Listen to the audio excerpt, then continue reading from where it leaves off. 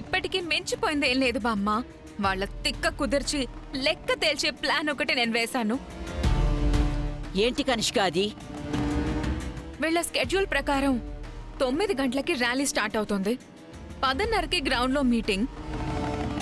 అక్కడే ఆ మీటింగ్లోనే వీళ్ళ బాగోతాలకి శుభం కాటు పడుతుంది. ఇంతకీ ఏంటమ్మా నువ్వు అనేది? ప్లాన్ ఏంటి? చాలా పకడ్బందీగా వేసిన ఆ ప్లాన్ ఏంటంటే,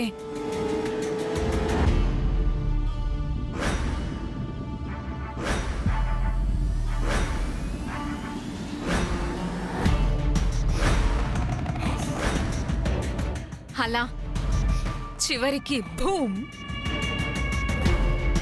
రే, కాబోయే కోడల్ని చూసి నేర్చుకోరా. అత్తను ఎమ్మెల్యే చేయబోతున్న కోడలికి జిందాబాద్. అత్తను ఎమ్మెల్యే చేయబోతున్న కోడలికి జిందాబాద్.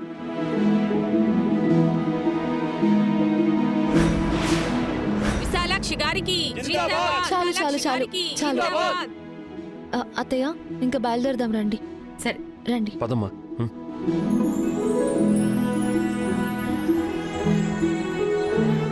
ఆగో!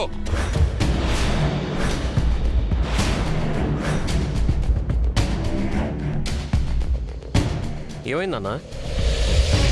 మీ అమ్మకి ఎమ్మెల్యే టికెట్ రావచ్చు, దాని ప్రచారానికి జనం రావచ్చు, కానీ ఇంట్లో నుంచి ఏదీ రాదు.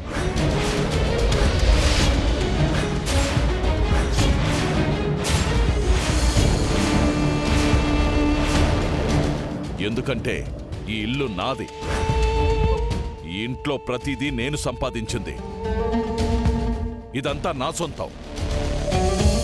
నా సొంతమైనవి నా కోసమే పనిచేయాలి, కానీ మీరు వాడుకోవడానికి వీల్లేదు.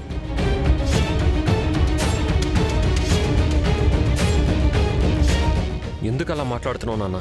రేయ్, నువ్వు పెళ్లంచాటు మొగుడిగా ఉండి తన కొంగు పట్టుకొని తిరుగుతావేమో గాని నేను అలా కాదురా.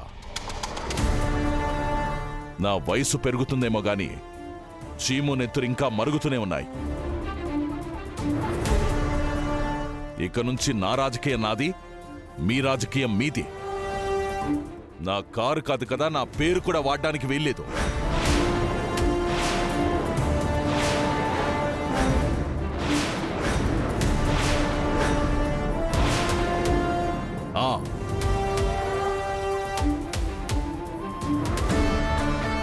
సూపర్ మామయ్య. తులసి, అత్తయ్యని ఎమ్మెల్యే చేసి నువ్వు ఇంటికి మహారాణి అవ్వాలనుకుంటున్నావు. అది జరగదు, జరగనివ్వను. ఇప్పుడు ఏం చేద్దామమ్మా? అత్తయ్య, కారు లేకపోతే ఏంటి? ఆ దేవుడిచ్చిన కాళ్ళున్నాయి, నడిచి వెళ్దాం పదండి. కానీ నీ కాలికి గాయాలయ్యాయి కదా తులసి, నువ్వు నడవలేవు. ఆ నొప్పి తట్టుకోలేవు. పర్లేదండి, నేను నడుస్తాను. అదే అలవాటైపోతుంది. అందరం పాదయాత్రగా వెళ్దాం. అమ్మా, నేను వస్తాను. వద్దు ఖుషి, మేము తొందరగా వచ్చేస్తాం. నువ్విక్కడే ఉండు, సరేనా? సరే. విశాలాక్షి గారికి జిందాబాద్. విశాలాక్షి గారికి జిందాబాద్. విశాలాక్షి గారికి జిందాబాద్. విశాలాక్షి గారికి జిందాబాద్. విశాలాక్షి గారికి జిందాబాద్. విశాలాక్షి గారికి జిందాబాద్. విశాలాక్షి గారికి జిందాబాద్.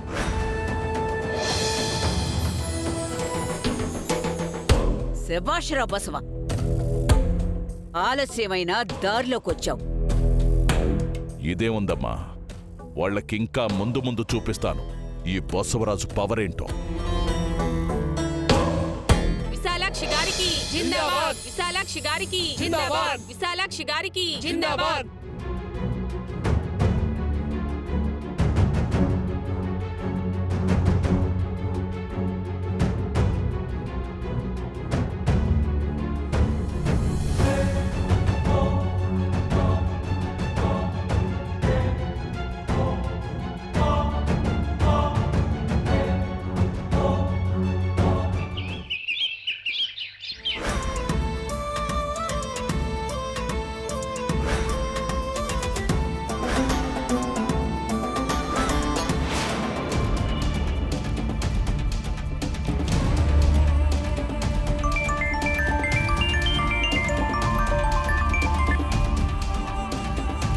హలో మేడం, మన ప్లాన్ అమలు చేయడానికి మేము రెడీగా ఉన్నాం మేడం. వాళ్ళు మీటింగ్ జరుగుతున్న ప్లేస్ కి చేరుకున్నారా?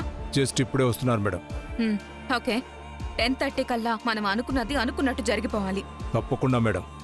మన వాళ్ళు కూడా అందరూ రెడీగా ఉన్నారు. ఓకే, నాకు ఎప్పటికప్పుడు అప్డేట్ ఇస్తూ ఉండు, అర్థమైందా? సరే మేడం. హ్మ్.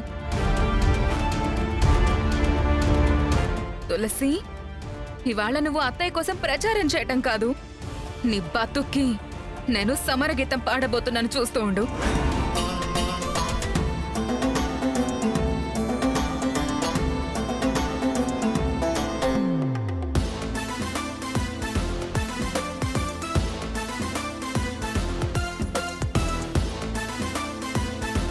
విశాలాక్షి గారు జిందాబాద్, విశాలాక్షి గారు జిందాబాద్, విశాలాక్షి గారు జిందాబాద్,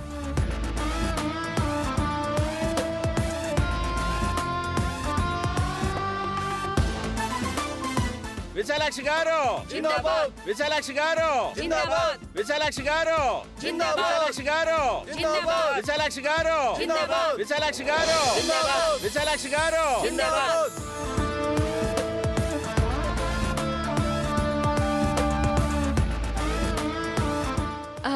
మామయ్య, అక్కడ జరిగేదంతా లైవ్ లో మనం ఇక్కడ చూద్దాం, సెలబ్రేట్ చేసుకోవాలి కదా.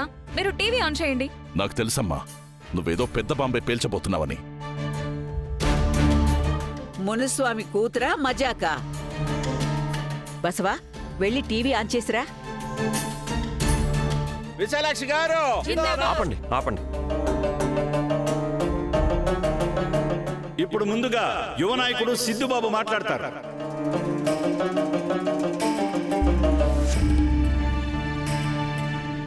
అందరికీ నమస్కారం.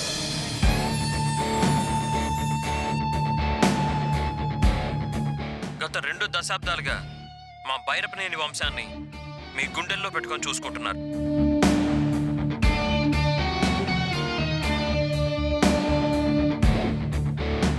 గతంలో మా నాన్న శ్రీ బైరపనేని బసవరాజు గారు ఎమ్మెల్యే అయినా, రేపు మా అమ్మ శ్రీమతి బైరపనేని విశాలాక్షి గారు ఎమ్మెల్యే కాబోతున్నారంటే అదంతా మీ ఆశీస్సుల వల్లే.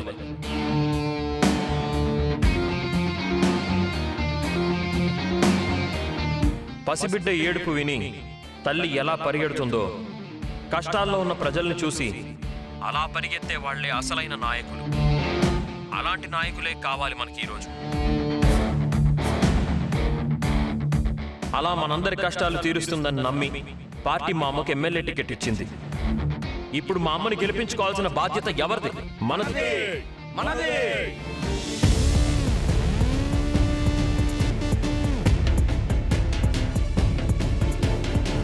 విశాలాక్షి గారి నాయకత్వం వర్ధిల్లాలి,